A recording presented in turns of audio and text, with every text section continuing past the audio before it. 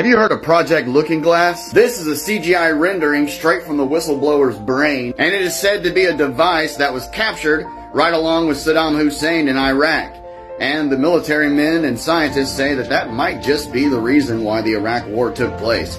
We had to go and get this bad boy because it holds some really interesting properties. The whistleblowers have stated that when you fire this bad boy up, all these wheels start turning and it creates an orb of light and then opens a portal and you can see into the future. To give you an idea of its size, me down here is about the size of a full human being. Some whistleblowers even say once the portal is opened, you can descend a human being down in it and send them into the vision. Ooh, all this time travel stuff gets me excited. Makes me want to jump around like Richard Simmons. Speaking of which, one of our followers here at 7 Club had pointed out to me that Richard Simmons might have pranced his way into the Mandela effect. Because if you look at this collage, do you notice anything missing? Walmart's Halloween section even remembers Richard Simmons wearing a head sweatband and wrist sweatbands. So could this device be connected to the Mandela effect? I mean, if this is used for time travel, maybe somebody went through the portal and gave Richard Simmons just the right compliment where he did not feel the need to cover up this bad boy. I'm telling you, there's plenty of room there for probably 2 sweatbands. But no, for real, I encourage you to look into Project Looking Glass. The whistleblowers' testimonies are very interesting and they just blow my mind. But one thing I found really interesting about this is it started to look familiar to me. You know the biblical depiction of angels?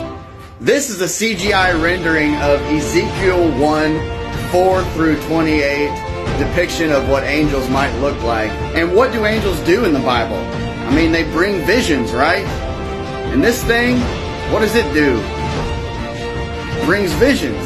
I'm not saying this thing's an angel by any means, but it's kind of crazy how this is wheels within wheels, and in Ezekiel 1, chapter 4 through 28, it mentions wheels within wheels multiple times. My favorite whistleblower on Project Looking Glass talks about how they can look in all portions of time with this thing, all the way up until December 21st, 2012, which was the end of the world in the Mayan calendar, right? We were all like, oh no, the end of the world. But he says that from 2012 on, there is an inevitable end that they cannot go back in time and change the outcome of. They've used supercomputers to try to calculate a different end. The elites supposedly are just working as hard as they can to try and change that inevitable end that is coming.